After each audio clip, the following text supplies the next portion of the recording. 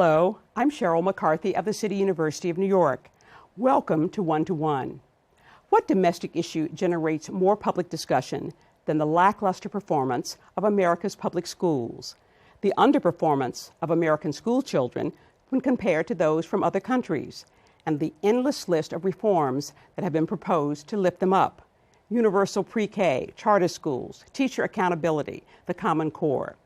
But have there been any real breakthroughs in raising student achievement levels on a sustained basis? Rhea Wong is one of many educators who are devoted to helping New York City school children succeed. She's executive director of Breakthrough New York, a 16-year-old nonprofit that supports low-income, high-achieving students. It takes seventh graders under its wings for 6 years and exposes them to the pleasures of academic rigor. It can reach only a limited number of the city's more than 1 million school children, but for the ones it does reach, the results are remarkable. Welcome. Thank you so much, Cheryl. You know, there are a lot of organizations and programs in New York City that are involved with trying to raise the educational levels of school children. Yeah, I mentioned some Universal Pre-K, Head Start, tutoring and mentoring programs, sports and music and science project programs, programs that prepare students to take the special high school exams, to take college entrance exams, to provide counseling to help them get into college. How is Breakthrough New York different from those other programs? Well, I don't know that we're so much different as we're part of an ecosystem of educational nonprofits and educators focused on this issue of underachievement, the achievement gap, what I like to call the opportunity gap. I think the ways in which Breakthrough is different is that we really go in deep with our kids. So actually, we recently made a commitment to take our kids to and through college, which means that we're making a 10-year commitment to our kids. And we're also primarily focused on a very specific subset of kids, which are the low-income, high-achieving kids, which really means that, in our view, that this particular subset of kids could, with a little bit of push and a little bit of intervention, really be at the top and graduate from college. So you enter young people's lives at a specific time when they're about to go into seventh grade. Mm-hmm. Why at that time?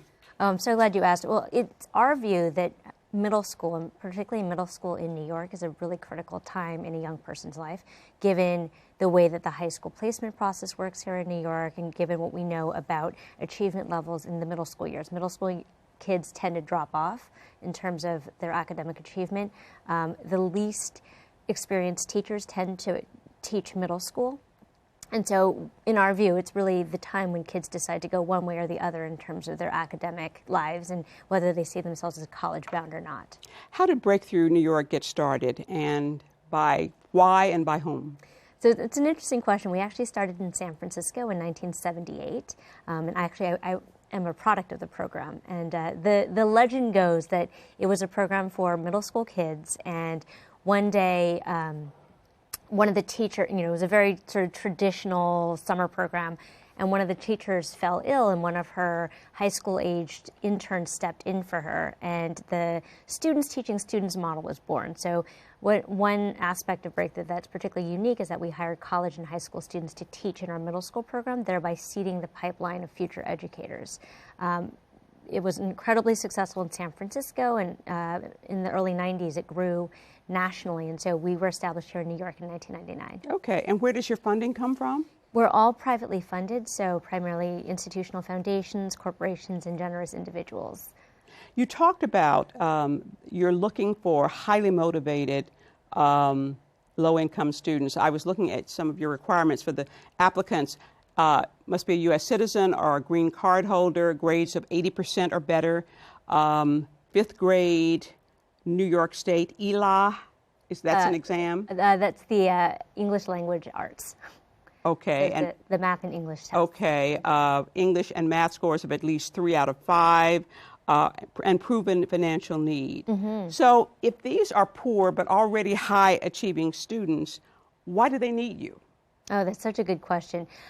Well, I think there are a lot of different reasons, and primarily we can talk about the public school system, which I don't generally think, especially in high poverty areas, are really set up to to make sure that the context for success are there for our kids. So what we've seen and what we know is that you can be very high achieving in the elementary school years and the middle school years, but without the right sort of supports, without going to the right sort of high schools, without the right sort of guidance, you can really fall off the map.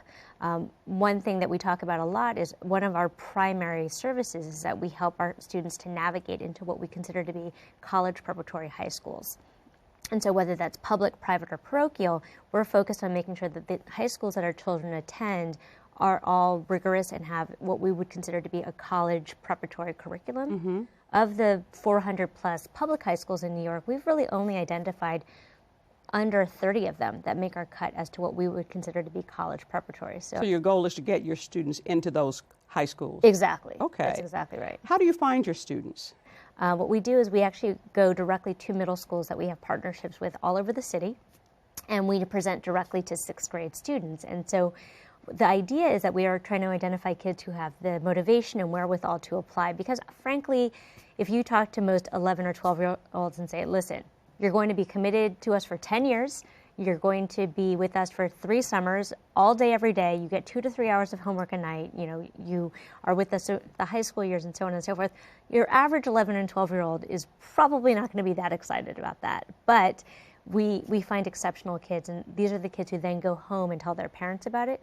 So the fact is, we're very deliberate about talking to kids first, because your average parent, of course, would say, that's it, it's free, it's academic, you're going, no question. But ultimately, we're looking for kids who have their own motivation and desire to succeed. So do you have interviews? Yeah. How does it go? Yeah, so it's actually a pretty extensive process. So once we do the presentation, the children then, they also have to come for an information session with their parents so that their parents understand what they're signing on to as well. Then we have a pretty extensive application process, which this year is online for the first time, and there are multiple essays and portfolio pieces, parent tax information, recommendation forms, and so on. And then once we review all of that, we invite some number of them for one-on-one interviews, which again, as an 11 or 12-year-old, can be a pretty daunting thing. And once we go through the interview process, and actually what's interesting is we also interview the parents separately so that we can really ascertain where the motivation is coming from and make sure that we're all on the same page about what it takes to get a kid to and through college. Now, you accept about 100 each year? Last year we accepted 68, and this year we'll accept 100 because we're opening our 3rd site in the South Bronx. Okay, and that's out of how many applicants?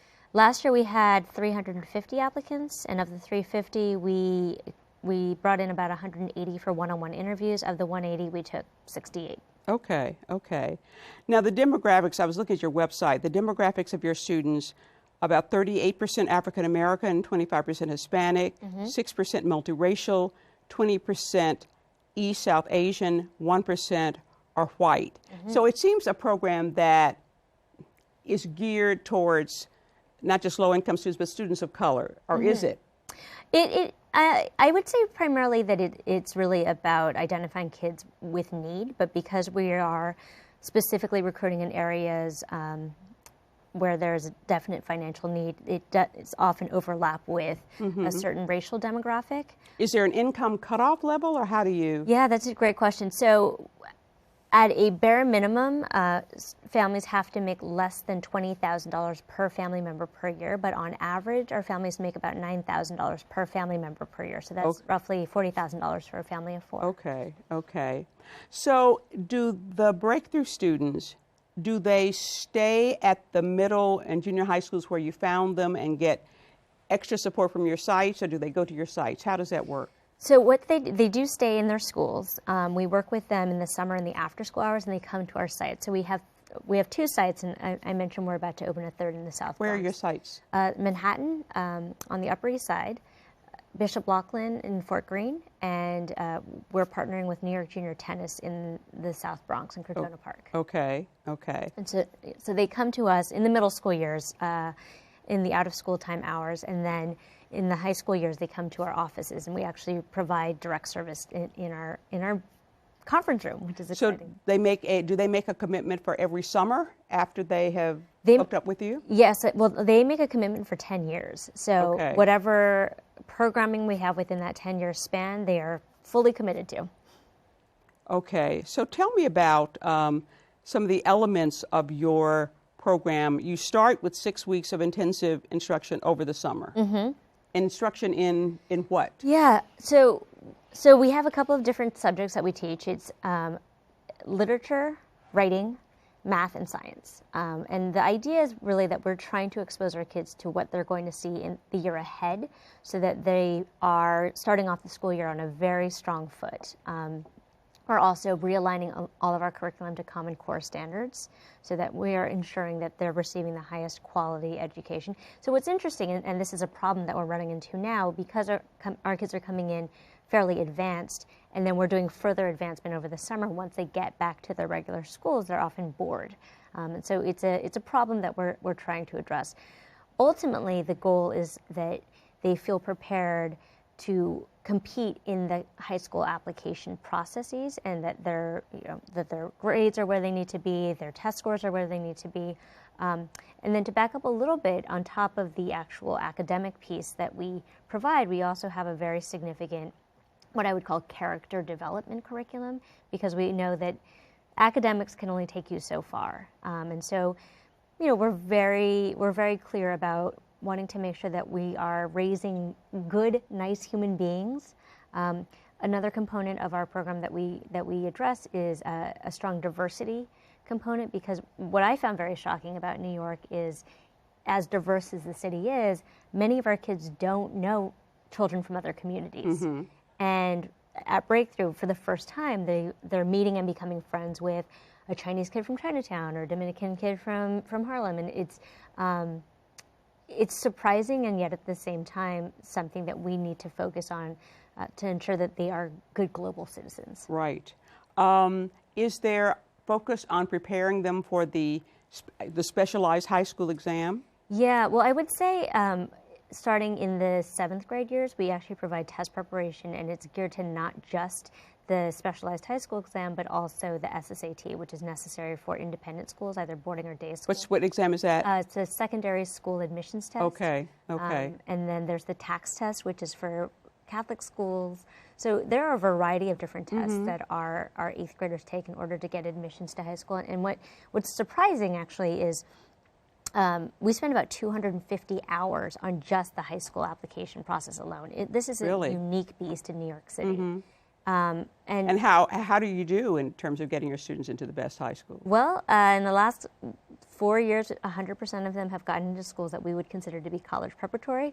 Of that 100%, about 20 to 30% go on to independent schools, either day or boarding schools. So we've placed kids at schools like, Dalton, Trinity, Stuyvesant, Choate Rosemary Hall, Beacon, Bard. So mm-hmm. I think we've done a pretty good job. And I know a lot of the independent schools have started diversity initiatives, so mm-hmm. I would think they would be eager to get students who've been prepared by you. It's true. There has been a big push in the recent years for diversity. The tricky piece is that the financial aid pools are not always as big as the intentions. Exactly. And so because our children are low income, they do need a significant financial aid package in order to attend. Right. We're going to be back with more with Rhea Wong, Executive Director of Breakthrough New York, after this message.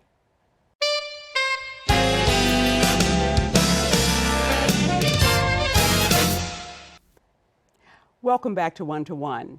I'm Cheryl McCarthy of the City University of New York, and I'm talking with Rhea Wong, Executive Director of Breakthrough New York. Every few years or so you read about students who make perfect scores on the SAT exam. Mm-hmm. And often, at least in some cases, those students took the SAT 7 times. You're going back to when they were 7th grade. Right. Do your students take it repetitively? Is that something that you do? Well, it's interesting. They probably take it about 2 to 3 times, which is sort of the industry standard. But I think what's interesting about the college process and the SAT process in particular is that a lot of low-income families are not aware of all of the different sort of options that are available for them. And so there's this national phenomenon known as undermatching, where the highest achieving low-income kids are not actually applying to the schools that they would be appropriately matched for, because there is this idea that we can't afford a private college. Right. But really, in most cases, private colleges are going to be more affordable than public options because of the financial aid packages they can offer. So because most of our kids are the first in their families to go to college, we do a significant amount of college guidance with them and their families to really investigate and explore the best fit options for them. So last year, we're very proud, 100% of our kids went on to four-year colleges. Increasingly, we're looking at the level of selectivity of the colleges because, as we know, the smaller a college, the better resource, the more likely it is that kids tend to graduate from those colleges. And so the other initiative that we're launching this year is that we're supporting our kids to and through college. So this past year, we launched a program with our current college freshmen. It's been a resounding success. What do you do with them? So actually, at this point, we have a half-time staff person who is sort of the liaison. So she checks in with them once a month. She receives text messages from them. She sends them emails, Facebook, however we can get them. What we've been finding is that the issues that they have experienced largely fall into one of three buckets, or some combination of the three: academic, financial, and social. Academically, some of the kids are just not prepared to deal with college level work, even though they've been coming out of schools that we consider to be pretty top-notch high schools. And so we've been counseling them around, well, have you gone to your professor? Have you gone to office hours? Have you gone to the writing lab? And frankly, one of the things that we're really concerned about is teaching our kids how to be self-advocates and what we call help-seeking behavior, which we know serves one well throughout the whole of one's life. But a lot of our kids they don't necessarily know how to do that or feel comfortable doing that. Right.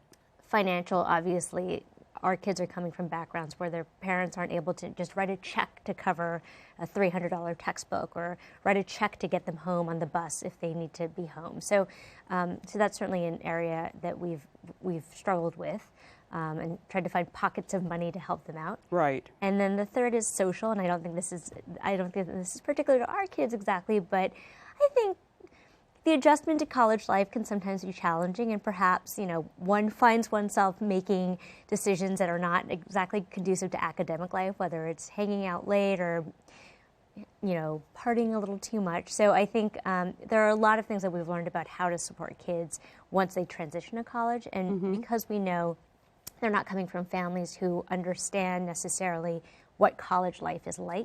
Right. We have to kind of step in as surrogate parents in some ways. Going back one step to the specialized schools, when I read the yearly about the number of students of color who've been accepted at the specialized school, well, Asian students do very, very well. I think they may be like 70% of Stuyvesant.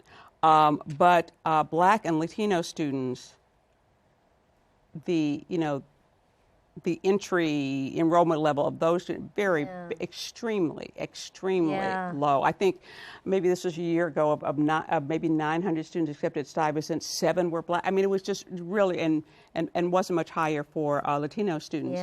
Some people have criticized the exam, some the lack of preparation for it, some the lack of motivation to get into those schools, or what do you think the problem is? Do you have any ideas about that? Thoughts about that? Well, I have lots of ideas. Do I have a solution? No.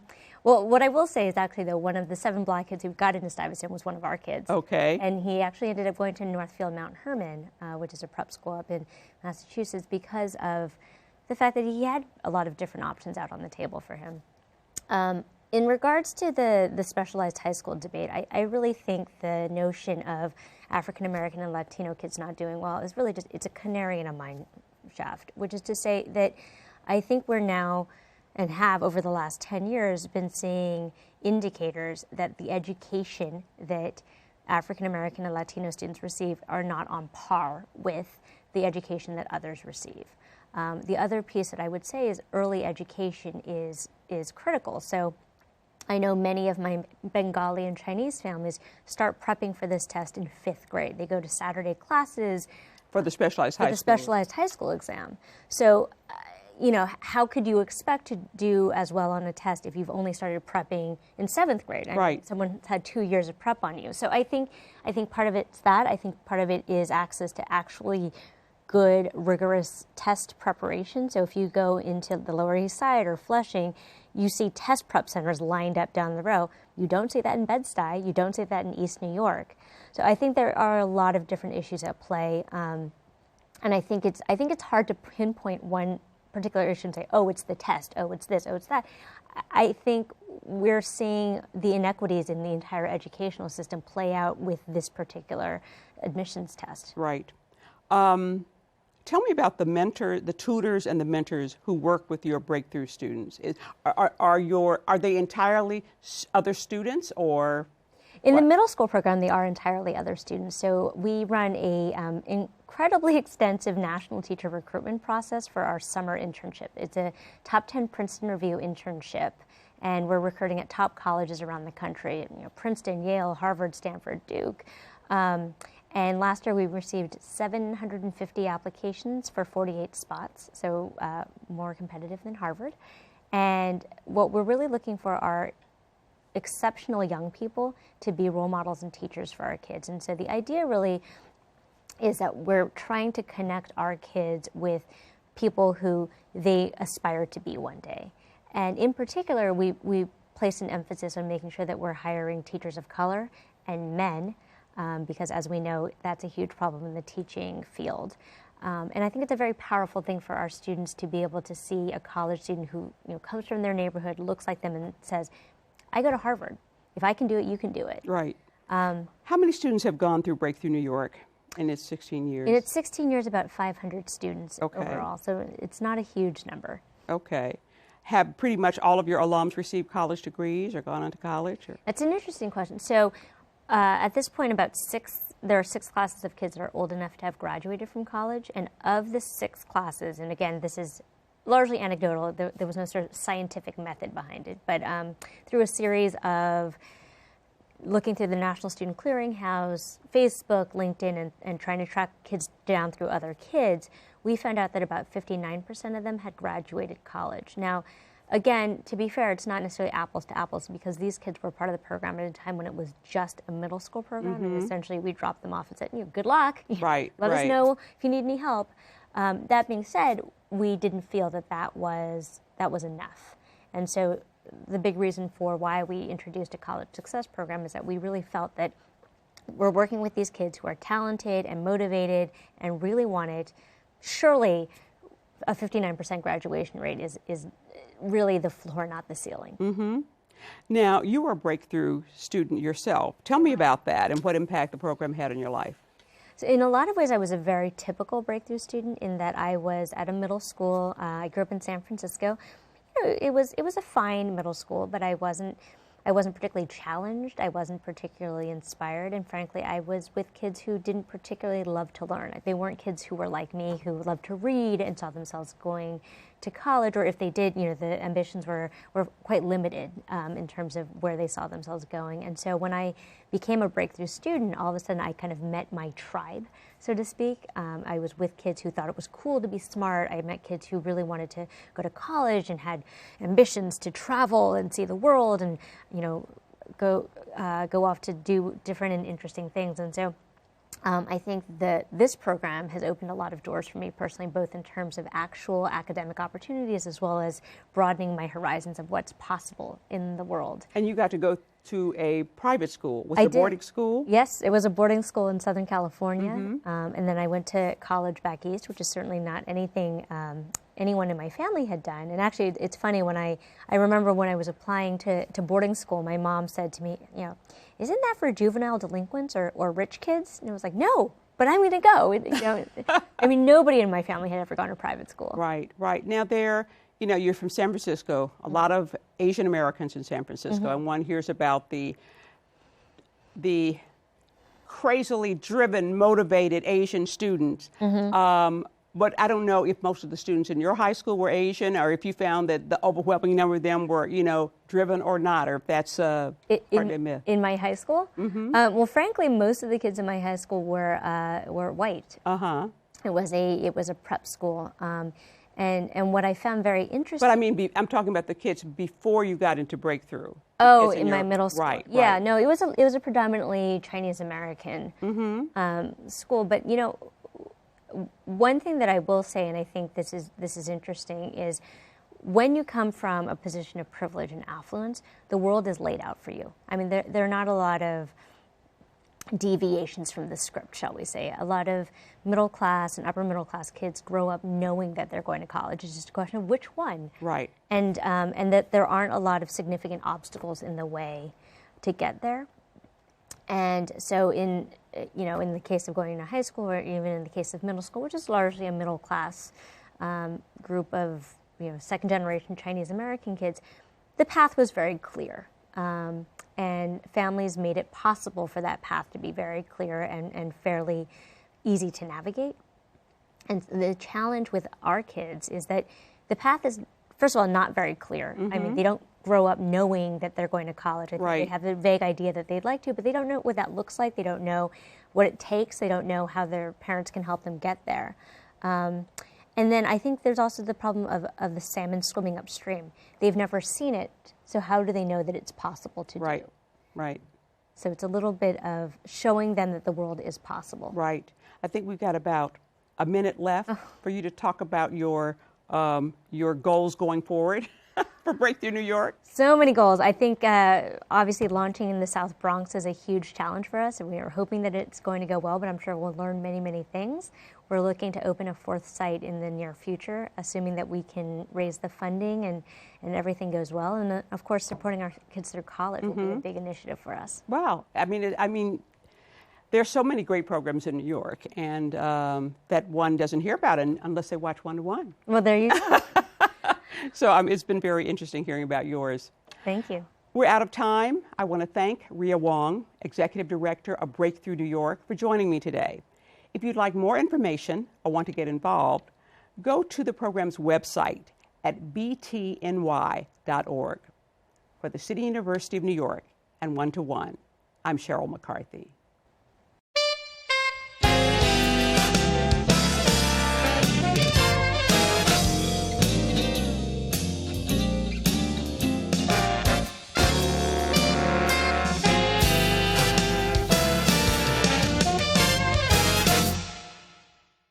If there are any people you'd like to hear from or topics you'd like us to explore, please let us know.